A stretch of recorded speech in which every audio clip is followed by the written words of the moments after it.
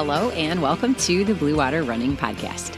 I'm your host, Maren, and this podcast features and celebrates the achievements of high school and collegiate cross-country and track and field athletes from the Blue Water area of Michigan. You can follow Blue Water Running on Instagram, X, TikTok, Facebook, and YouTube. You can also find meet and athlete reports and articles at bluewaterrunning.org. On the Michigan high school running stage, there was no bigger star in 2024 than Romeo's girls team. Coming off of a 2023 state title, the Bulldogs entered 2024 with big goals and high expectations.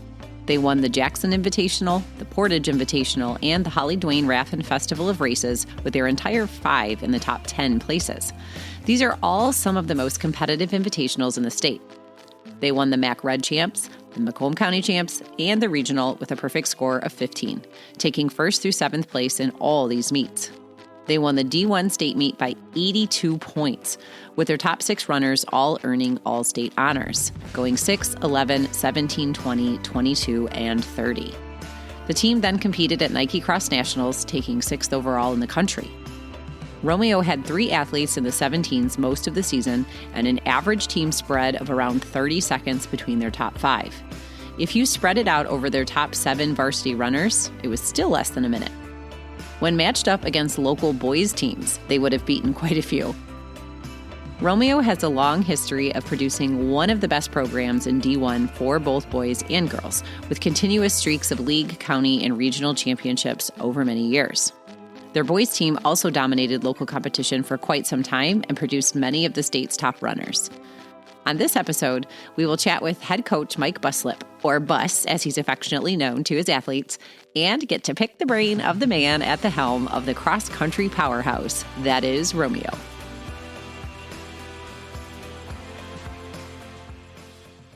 Yeah, welcome to the podcast, and I'm really excited you're here. As we all know, Romeo has been quite a force in the running world, especially the last couple of years. So it's going to be really exciting to get to pick the brain of the coach of that team. So welcome to the podcast, and thanks for having Thanks for having me. Thanks for having me. I really appreciate it. Absolutely. Well, let's start by kind of recapping your journey as a coach to Romeo. So just give us a little background to you as a runner. How did you end up getting into the sport and then eventually coming to Romeo, leading that program? How long you've been coaching? Anything you want to touch on there? Yeah, absolutely. So I started running actually in middle school. Just went out for the middle school track team, and my gym teacher at the time, Ned Brazelton, he really convinced me. He was a cross country coach at the high school level, but he was a middle school gym coach, and he used to have us run these half-mile repeats in gym class. And I think it was his way of seeing, all right, who's a runner in my bunch. And he convinced me to go out for track my 7th grade year. And it was one of those things where it's just I didn't feel like I was ever going to be a runner. Wasn't very good at it. Finished last place in pretty much every race that I ran as a 7th grader, and really was just kind of just doing it to get in shape for other sports too, like basketball and baseball at that period of time were my passion, and pretty much what I thought I was going to be doing throughout my high school career. But when I went out my freshman year, he convinced me to come out and continue doing it, and just started to become enamored with it. And then I was really here that he was actually retiring after my freshman year. So I'm like, wow, this guy that kind of got me involved in the sport and started developing a passion and within the sport with me is no longer going to be here. And kind of just like, okay, well, maybe it's just a sign that this is not meant to be. And I'm just going to continue with my baseball and basketball aspirations. And then track came around, and they were like halfway through the season. And then my buddies were just really trying to convince me to, hey, you should just come out. You just come out. And I'm like, okay, well, baseball isn't going very well. And so I just decided to just like, okay, just make a little bit of a switch. And I ended up going out for the track team. And again, went back to, taking last and everything, not doing very well. I think I was running like 235, 800s at that period of time, and never would even bump up to the mile or anything like that. I would always take the safe route. And after that season, we got our new coach, and one of the things that he really was pushing with all of us was just to start running in the summer. And that's Tom Zarzicki. Tom Zarzicki was coaching at Cosno before he was coaching at Dakota. He was coaching at Dakota for a long period of time with Mike Timpa. But they he got me running in the summer and stuff like that. And then throughout the summer, just playing baseball and doing the running and stuff, I started to like the fact that I was just getting a lot better at the running, and I can see that progress.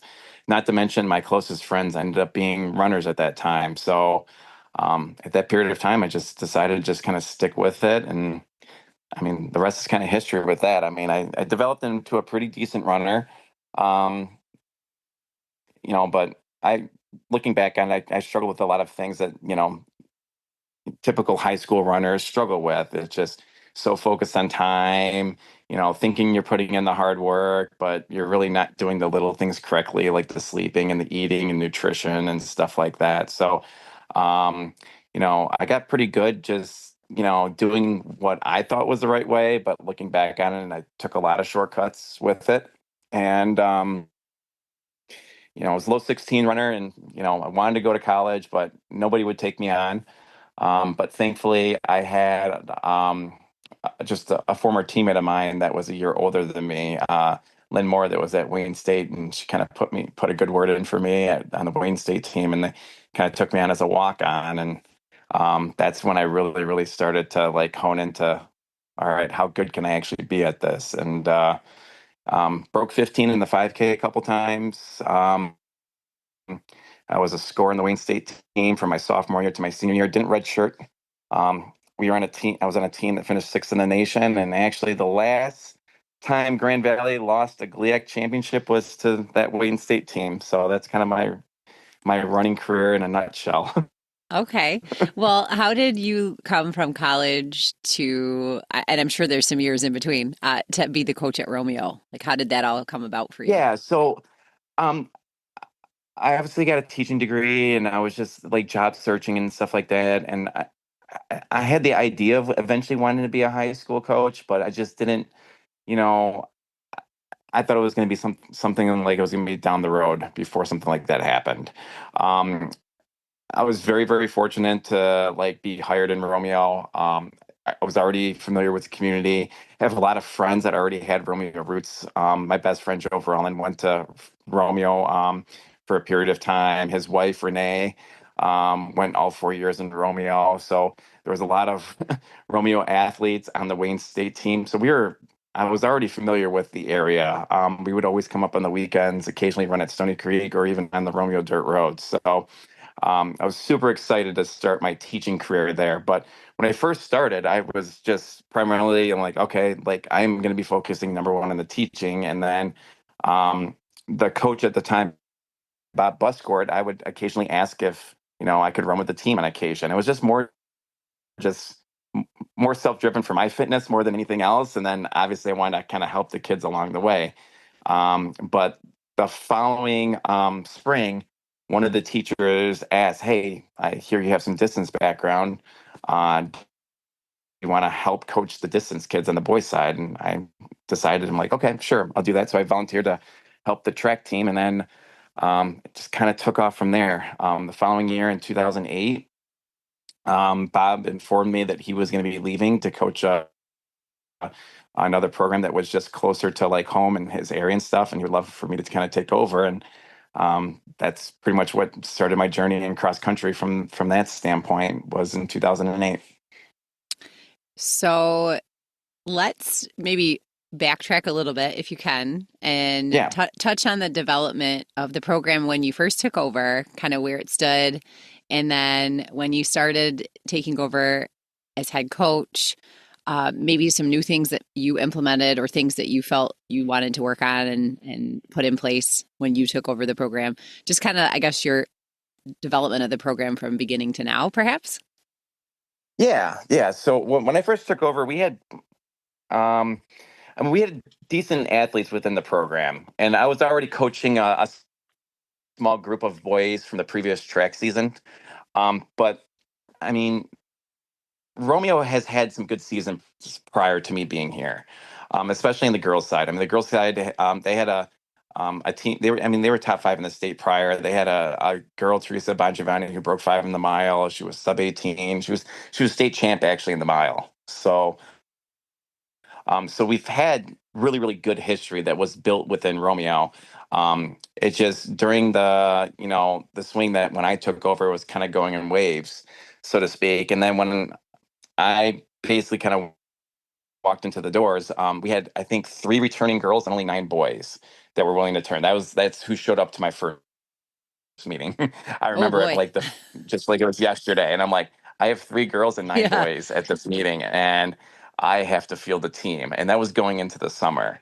So, and our best boy had decided not to do it at that period of time just because he liked the previous coach a lot and he didn't want to have the transition with a new coach. So I was, for the most part, starting from scratch and really just had to learn. Twitter is totally different than being able to coach the running aspect. So I that season it was one of those things where I wanted to fill the roster, I wanted to fill the team, and I just wanted to stress that hard work is going to get you places. I'm big on discipline. I'm big on persevering. I'm big on trying to be a teammate, and more so than anything, I feel like in those earlier days.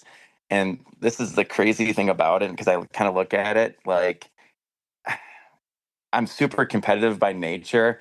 It was probably by default more about like I want to prove that I can win more than anything. And that's kind of what took root. Like my competitiveness was showing every single day. And the good thing is those kids were like, I mean, they would run through a brick wall. In a lot of cases, like I would give them stuff that now I know today is probably not the best approach for it, but that's kind of how I have evolved as a coach. And we did some amazing things that first year. I just remember the first year, it's like, okay, can we even get a kid to qualify for states? And my first year, we had our first state qualifier, and it's like, okay, like, are we ever going to be able to? And I remember like it was yesterday, like the girls team, especially, like a couple of them, were like, we're going to qualify for states as a team next year. And I'm thinking to myself, whew, we got a long way to go. I don't even think we were top 6 in the region that year. So, and the next year we end up qualifying a girls team to state, and a couple years after that we had our first all stater, and it kind of ballooned from there. Well, do you now, when you start a season, I'm assuming you don't have to find more runners. I think your program probably feeds itself now. I think with the sport just in general and just how I've coached, I've changed a lot. I When I first walked into the doors, it's one of those things where I feel like it was more filling a void more than anything in my life, when it comes to like my competitiveness and stuff like that. And also on the flip end is I wanted to give back because the sport did so much for me. I attribute to all my success that I've ever had in my life to just obviously, the sport of running and kind of show me the way, and all the things that I do and stuff like that. And, I feel like God really placed that in my life to really look out for me, because it's taught me so many good values along the way that, I really, really want to give back to the sport.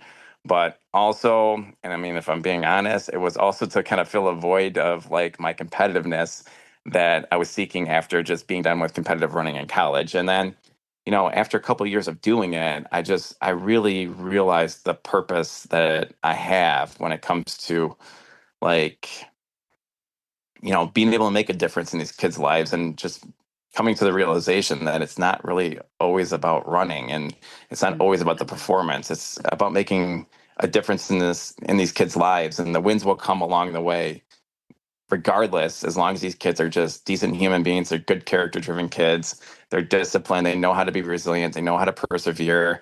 And my job is just to help them. All right.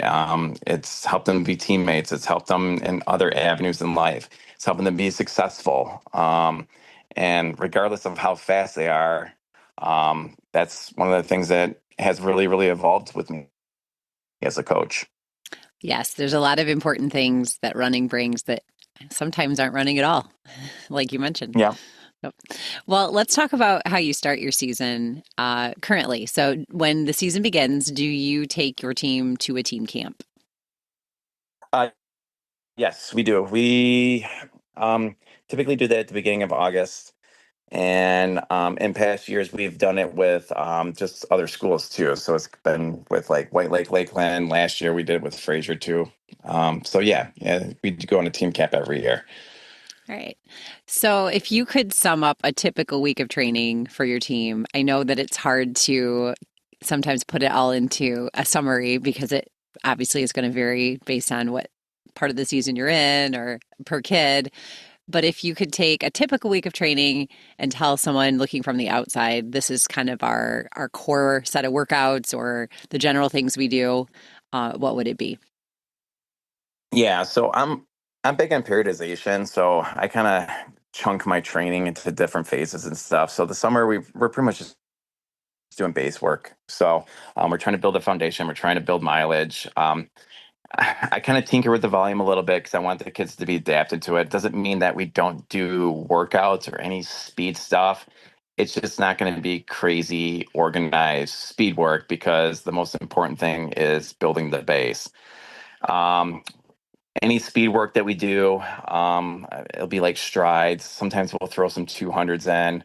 Um, Big on hill strides throughout the summer. And then we have done tempo work in the past, but to be honest, my kids like to rip their long runs. so Shocking. so yeah, so if you can, and that's what I mean, honestly, to be a cross country coach, it's kind of what you need to know. Like you need to know your team and what makes them tick and stuff. And it's like I don't want to take that away from them because I mean, any runner that wants to go run fast for 8, 9, 10, 12 miles, it's like, okay, well, I'm just gonna have to adjust the other things around it and make that like, fulfilling one need that we have. So, Mhm. but yeah, the summer is really all about base. And then when we hit August, that's when we actually start our speed work. So we typically start with like more repetition, like quicker stuff with a tempo slash long run towards the end of the week. And then as we build into, I would say the timeline from mid August to the beginning of October, that's like the bulk of our hard, aggressive training. So it's a lot of intervals, like anything from 3 to 5 minutes. Sometimes we'll go longer um, with one-to-one recovery. And whenever we do interval work, I like closing fast, and those Mhm. are just some of the things that we typically do. And then um, another thing that we really try to preach, though, too, is like like everyone wants to look at the workouts and stuff like that and the long runs as being like the key things that make you good, but we really preach recovery in between. Like I feel like the recovery in between the work is just as important, if not more important, than the actual workout that we just did, because you're not going to get the benefits unless you know what you're doing in between. Mhm. Do you put any special focus in your practices or your races on negative splitting? Is that something that you guys actually routinely try to do? Because I know you're very good at it in your racing, so I'm just curious. A ton. Yeah. Yeah, a ton. All of our workouts are geared towards it. Um, yeah, like we put a ton into it just because it's not to say that we don't take chances in races or we don't try to be aggressive in races. And we do pick certain races where it's like, hey, we need to get out a little bit aggressive and just see what happens here. But I just see it so often where kids will get out of control out fast, first 300, 600 meters, and, they're not finishing off races. So my whole thing is, it's like, yeah, like, I want you to get out fast and get in position, but last 1,000 meters, we need to make that ours. And we're always going to have a last good 1,000. Hmm. Yes, it's very uncommon in a high school race to see negative splitting. Almost all runners are positive splitters. So, Yeah, it's hard. And yeah, it is. even sometimes my athletes have a hard time with it. So it's, but I mean, if you just look at the data, I Yep. mean, especially for a 5K, it's hard to it's Yep. hard to ignore. It is. So It's yeah, also hard to implement it too. I mean, you can look at it and go, yeah, yeah, that makes way more sense. But then you get on the line and you feel that adrenaline, and man, it's hard to rein that in. It is definitely something you have to practice. yeah. In practice, and especially when you're dealing with high school kids, if they know the physiology of what's actually happening to their body, sometimes they understand it a heck of a lot more. It's like, yeah, if you're going to build up the lactate that quickly, like Mm-hmm. there's nothing you can do. You can be you can be the toughest person mentally, but if your body says nope and it's going Mm-hmm. to shut down, I mean, there's nothing you can do. So Yep. no matter how tough you are. So, Yes. Well, science doesn't lie.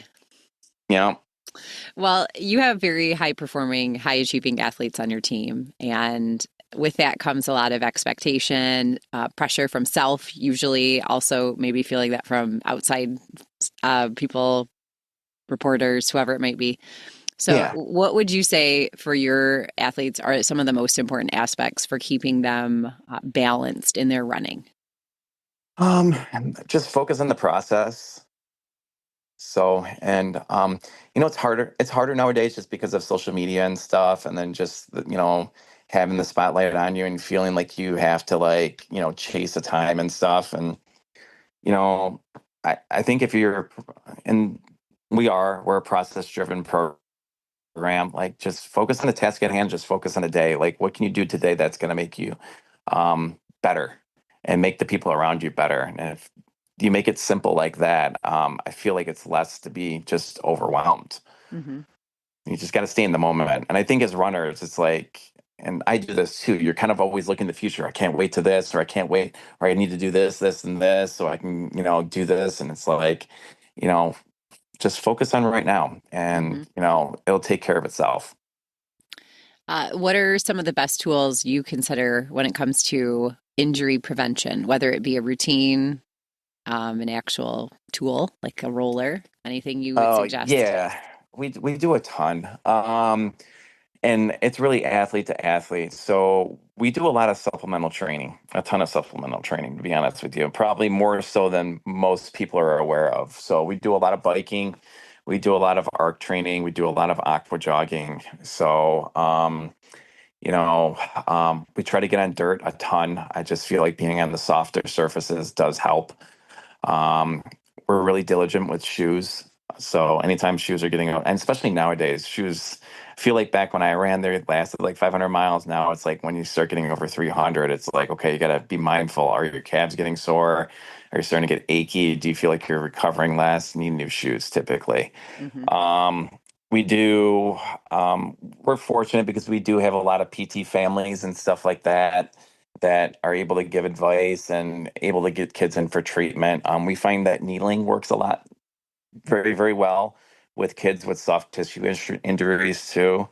So we have an amazing trainer too that, will see kids and stuff. We do ice baths as well. So we just try to do the whole model of like recovery techniques just to make sure that, kids are, rolling through the next day, like, so they're adapting to the work. Yes. Well, I'm going to assume that most of your runners are running throughout the winter, but do you happen to have any of your athletes that play a winter sport? Oh, 100%. Yeah, we have athletes that play a winter sport. So we actually, yeah. So, and um, it's never frowned upon. So, I mean, a good portion of our kids do run during the winter and they condition together, but we do have a couple of kids that do other sports during the winter. Not a ton, but we do have some. Okay. Now, I've seen your middle school team. It's huge. Yeah.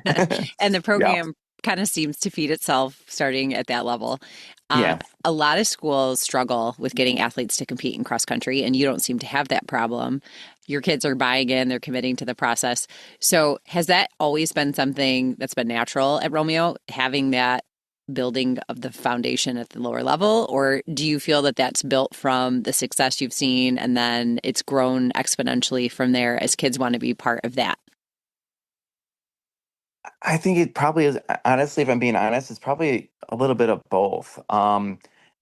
I think I think the Romeo program, where it's at now, kind of had to be like reshaped from the ground up. And when it comes down to like what it's turned into today, and I'm just going to be honest, I'm blessed with a lot of really, really good people around me that love the sport.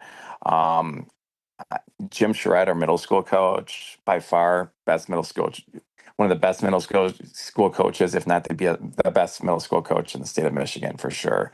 I mean, he's just so good at working with these kids and just getting them out and getting them excited about the sport. And we've had previous coaches that really had to kind of work through the foundation of like starting in the middle school program. I remember when I first started coaching, um, I had two middle schoolers that I coached on the side just so I can get numbers. And then then more and more kids wanted to do it. And then one of our parents, Scott Greb, ended up taking it over.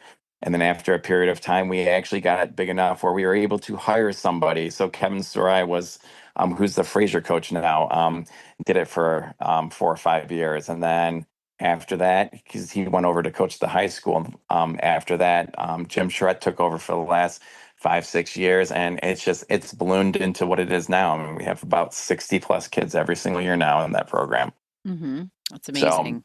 yeah, so I think it's just one of those things where you kind of have to like just be really, really diligent and driven and make it exciting for the kids. I mean, if you make it exciting for the kids, they'll come out.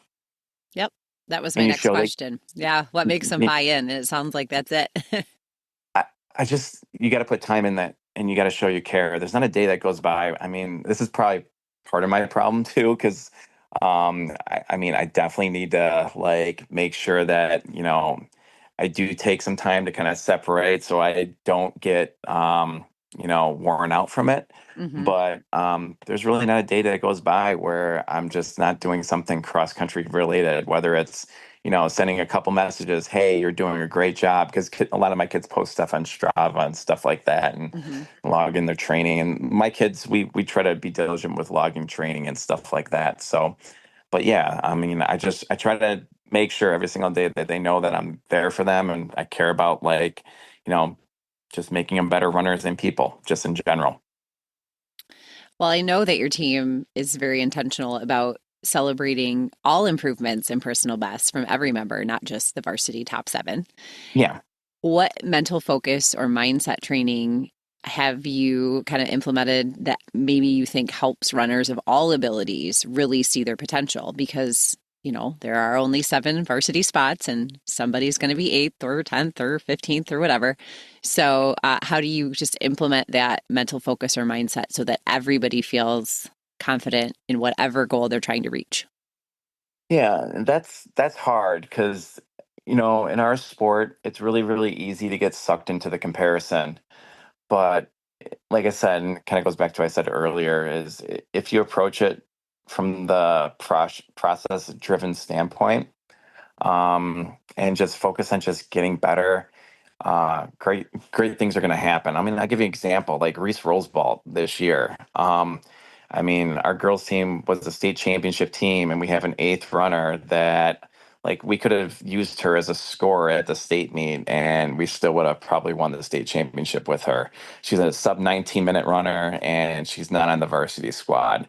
And you can look at that and it's like, man, like I didn't get everything I wanted out of the season. I wanted to be varsity. I didn't like feel like I was a part of what that seven was doing, which she's a huge part of it because she kept pushing the people in front of her.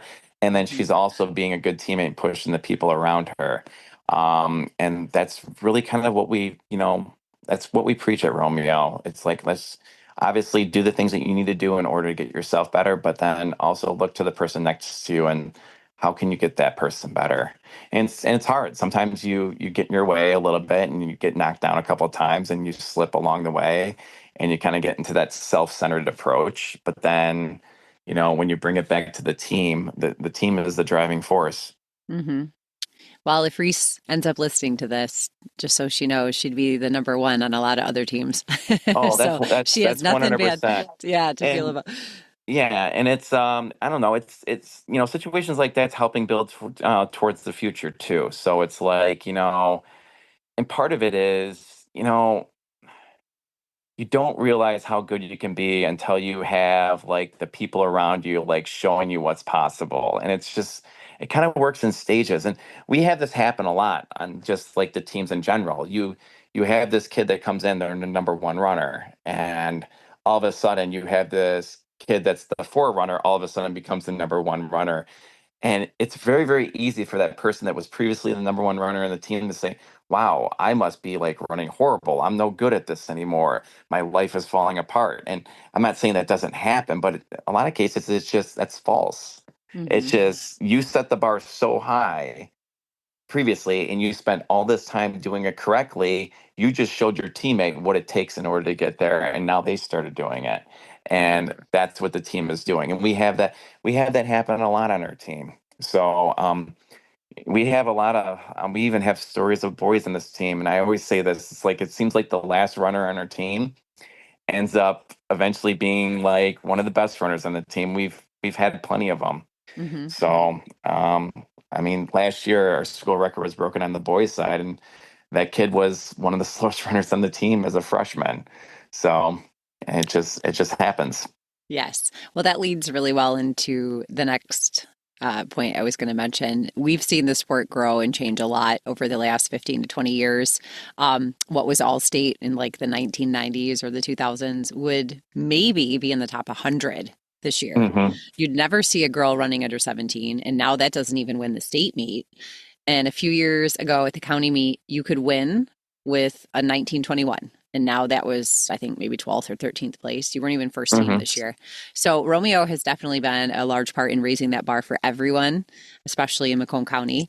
So, where do you see the sport of cross country in the future as far as the next step for its evolution? I mean, obviously, I think it's going to just get better and better. I mean, I hope it does. I hope it continues to grow. I think the sport's becoming more popular. I think just people in general becoming more fitness driven too. And I think the wonderful things about running is, it doesn't need to end in high school, whether you run in college or not. Like this is a lifestyle that you can kind of take with you that's good for you the rest of your life. And you can always relate to it. But no, I just think the sport, for one, is just gaining more popularity.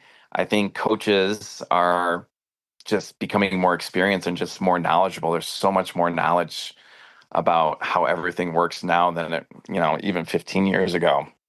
Mm-hmm. And yeah, I think that's a big part of it. And then obviously you have shoe technology, especially in the track and field then is a big part of it too. I mean, I'm not saying that all these kids are running these super fast times just because of shoe technology, but I mean, it's still in play a little bit. Yeah, it doesn't hurt. No, it does not hurt. Well, I listened to an interview on MIT TV with some of your athletes from both your boys and girls teams, and they mentioned you specifically and the word legacy at Romeo, and that you are one of the best coaches in Michigan. And I know that coaches are the last person to sing their own praises, but that is really a Yeah. testament to what you've built your program into. And naturally, that brings a lot of attention and interest to what's going on at Romeo. So, now I know there's a lot of talent, but there's also a lot of hard work. And clearly, you guys are doing something right. So, if someone was to ask, what are they doing at Romeo? What advice would you give to another coach? Um, just be disciplined and just make sure you're showing up and giving kids like if you show the kids that this is important to you, then they're gonna give that back to you, and just show that you care. I mean, that's the biggest thing. I think the one thing that I really, really try to do is just show that I care, and not just the running part of it. I care about them as a person. So I think sometimes we get trapped up into like just performances and stuff like that. But ultimately, I care about these kids just as a person. Like, they're going to be doing something besides running the majority of their life, and this is only a small part of the puzzle. So Hmm. I think that's the thing that we really do a good job of at Romeo is we care. We care a lot, and you know, and yeah, and I think that's one of the reasons why we've been able to turn into what we have now. Yes, it is clearly working. Yeah. Well, let's find out a bit about you personally. So, aside from your team, what is your favorite cross country course or meet? Oh, that's a hard one. So, honestly, like if I'm being truthfully honest, the state meet, So just because there's nothing like it, it's unique. You only get to run it once. Hmm. So it's like one of those things you have to be on it and kind of know what you're getting yourself into. And it's hard to coach it. It really is because I remember when we first would go to the state meet and you think you know what you're getting yourself into and how to train and prepare the kids mentally for the experience. And man, we've had some rough years early in my career, and sometimes you have to kind of go through those rough years in order to kind of build on to what you're doing. So, but yeah, when you run at MIS, it's unlike any other meet. And at first, I didn't like MIS. It was just one of those things, and I partially probably didn't like it because I'm like, man, I feel like we're not having the success that I feel like we should be having here. But then, you know. Over the last 10 years especially, it's really grown into like one of my favorite courses because just the experience in general of the weekend is really really cool because it kind of puts a it's the culmination of the whole entire season. Yeah, and I think it's really unique and fun that all of the divisions are in one place, minus the Upper Peninsula. That's pretty unique too. So, Yeah, and I mean, obviously, close seconds are like I like the Milford course out in Possum Hollow just because it's tough. My favorite course that I actually personally ran on was the Foot Locker course out in Kenosha. Just because it's tough, and I feel like you have to like really embrace cross country to be good at those types of courses. yeah, I know that course because I ran in the NAIA and that was our national meet course. Oh, fun stuff. So, yeah, Yeah, it's a doozy. yeah. I always like going to there and having like whenever the kids run there, it's like, oh, that hill's so tough. I'm like, can you imagine running that twice? That's what we had to Mm-hmm. do. Mm-hmm. And it's not just the first hill you see, there's more later. So, Yes, yes. all So right. Yeah, fun times. Well, what are your good stuff. favorite personal events in track? Um, I don't really. I like them all. I would say the one that like I'm always rock solid with in terms of being able to coach it is the 2 mile. I mean, we produce a ton of 2 milers when it comes to the track and field events. So, but with that being said, I think my favorite one to watch, honestly, is the mile. So just because you have to be very, very like the mile, just from a strategic standpoint, um, just having to be able to like close out that last 300 and seeing who has the wheels to do it. It's pretty fun to watch because you need a Yes. little bit of both. You obviously need a good endurance tank in order to be good at it, but you also need to have wheels. Yep. So And I feel like that's kind of the glory event. Like everybody knows, even if they're not runners, like, hey, breaking 4 minutes in the mile is a big deal. And they've probably seen a mile. So it's just kind of that golden moment in a track meet, I yeah, feel like. Well, are you currently training for any personal running goals for yourself? I need to. I need to. No judgment, just curious. Hope, hopefully my kids don't listen to this. So we have this running joke because I always make these comments sometimes when like just like in passing and it's like, oh, I feel like I can run 18:30, and then they remember that and they're like, well, boss, I thought you could run 18:30, and I'm like, oh, like I got that today. I actually ran with a group and I was not doing so well. And they're like, well, I thought you could run 18:30. So now the running joke is I have to go and hit our varsity letter standard at some point this season. So that could be a Oh, training goal for me this year. So okay. What are those yeah. standards? So for the boys it's 18:30. For the girls it's under 22 minutes. Okay. Yeah. All right. Well, Well, and I heard think I about it can do here. it. Yeah. I've been rough since having the kids. Well, So that's a whole different ball game. As a runner, yes. my running life was not the same after taking care of kids. And if you're not sleeping because they're Sleeping. little, yeah, Definitely definitely not not well. the The same. one that we should do more of these podcasts because the 1-year-old's sleeping nice and soundly right now. Oh, it must be your soothing voice. I guess so. Well, do you have a favorite professional runner or another athlete, if it's not a runner, that you enjoy keeping up with? As far as runners go, I mean, Cindy McLaughlin for sure. Just because of what she's been able to do this year, and I don't know, I just love how she puts her faith first. So, Yes. and it's evident. Yep. So, and I think that's incredibly inspiring, and more kids should obviously gravitate towards that. And then, I also think it's kind of cool because it brings in like Michigan roots and stuff like that. I love seeing Grant Fisher and seeing what he's been able to do. So. It's just really cool seeing like his progress as an athlete and just being able to medal and just do these amazing things. And just remember watching him, it doesn't feel like that long ago, race at Grand Blanc. So, Yeah. To see a Michigan native is really cool in the Olympics. yeah. Well, if you could travel anywhere around the world, where would you like to go for a run? And whom would you like to run with, either living or from the past? Oof. It's a loaded question, I know. I know. I mean, I've never gone to New Zealand, and that would be pretty sweet. So, yeah. So that's probably like my bucket list area to go run would be go to New Zealand. So, Okay. and I would definitely take my wife and run with her. Ooh, good answer. Good answer. Are you a Lord of the Rings fan by chance? Yes, I've watched. Okay. It's been a while. Yeah, same. But they filmed it there, and when I first saw the movies, I thought, oh my goodness, that's beautiful. I would love to Oh go. my gosh, it's gorgeous. So Yes. yes, and just even Australia would be cool too. So I've actually never. I mean, fun fact. I mean, I've never left the country really, other than Canada.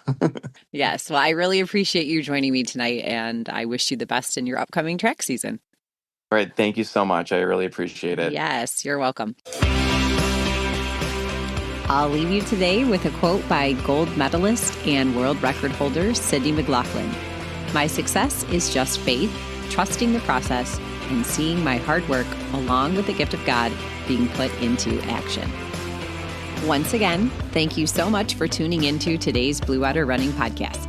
If you missed any of our episodes this year, be sure to check them out on the website at bluewaterrunning.org or by searching for the Blue Water Running Podcast on your favorite podcasting app.